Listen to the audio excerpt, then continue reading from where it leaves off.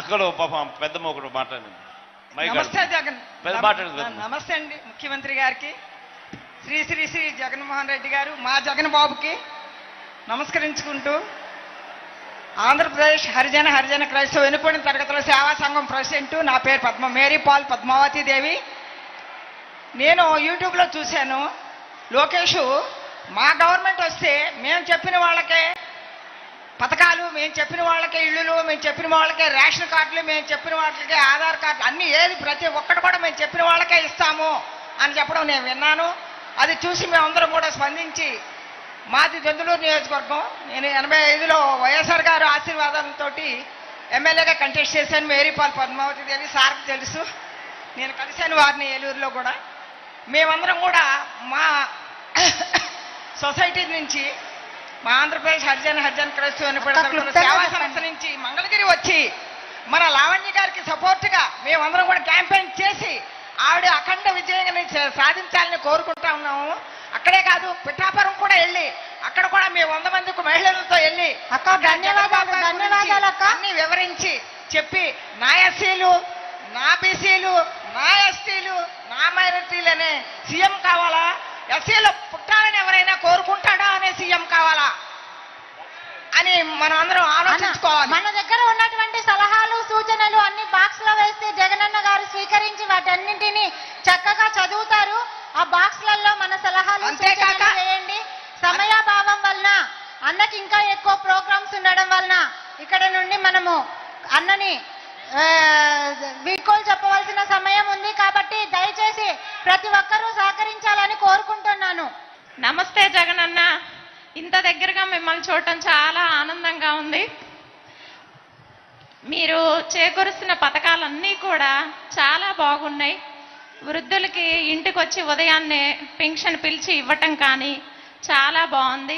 అదివరకు రోజుల్లో ఈ సచివాలయ వ్యవస్థ లేనప్పుడు మాకు ఏదైనా ఇబ్బందులు ఉంటాయో నుంచున్న తర్వాత కూడా మాకు సరైన సమాధానమే వచ్చేది కాదు. కానీ ఈరోజు వాలంటరీ మా ఇంటికి వచ్చి మీకే సమస్యలు ఉన్నాయి, మీకు ఏది వచ్చింది, ఏది రావట్లేదని మమ్మల్నే వచ్చి అడిగి రాసుకొని వెళ్తున్నారు. మీకు ఇది వచ్చిందమ్మా, ఇది మీకు వచ్చిందా లేదా అని కూడా అంతా ఎంక్వైరీ జరుగుతుంది. ఈ వ్యవస్థ అనేది మాకు చాలా బాగుంది. సచివాలయ వ్యవస్థ. పేరు చెప్పి మాట్లాడండి. విజయలక్ష్మి, మంగళగిరి అండి.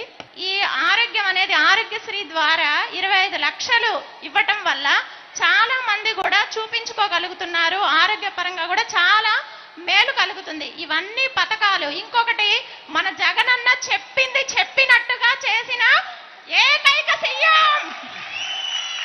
అన్ని పథకాలు ఆయన చెప్పిన నవరత్నాల్ని కూడా ఖచ్చితంగా అమలుపరిచిన సీఎం. కాబట్టి మళ్ళీ జగనన్నే రావాలి. జగన్మోహన్ రెడ్డి గారికి జై జగనన్న. మా పిల్లలకి అమ్మఒడి వస్తుంది. ప్రతి ఒక్క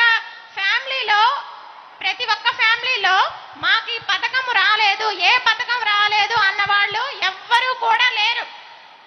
రాలేదు అని చెప్పారు అంటే వాళ్ళు కావాలని చెప్పడమే అవుతుంది. అది అర్హత ఉన్న ప్రతి ఒక్కళ్ళకి కూడా పథకాలు అనేవి వచ్చినాయి. ఇంకోటి, జగనన్న కుల మతాలను చూసి లేకపోతే ఆ పార్టీ వాళ్ళ ఈ పార్టీ వాళ్ళ అని చూసి వేయటం అనేది చేయటం లేదు. అర్హత ఉన్న ప్రతి ఒక్కళ్ళకి కూడా వేశారు. ఇది చాలా గొప్ప విషయం. కాబట్టి మళ్ళీ జగనన్న రావాలి. మన అందరం కూడా లావణ్య గారికి ఓటేసి లావణ్య గారిని గెలిపించాలి మన మంగళగిరిలో. నాకు ఈ అవకాశం ఇచ్చినందుకు ధన్యవాదాలు. నా పేరు హేమలత, నేను మంగళగిరి నుంచి వచ్చాను. నాకు 2 ఆడపిల్లలు జగనన్న. పిల్లలకి విద్యా దీవెన వస్తుంది, అమ్మఒడి వస్తుంది, నాకు ఒంటరి మహిళలకు పెన్షన్ వస్తుంది, డ్వాక్రా రుణమాఫీ కూడా అయ్యింది.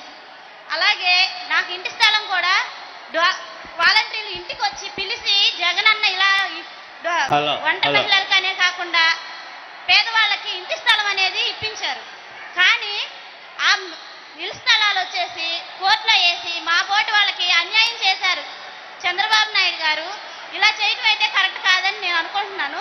స్థలాలు జగనన్న మళ్ళీ మీరే రావాలి, మాకు అలాగే స్థలాలు ఇప్పించి మాకు ఇల్లు కట్టించి ఇవ్వాలని కోరుకుంటున్నాను. జగనన్న మళ్ళీ మీరే సీఎం అవ్వాలి, మీరే మా నమ్మకం.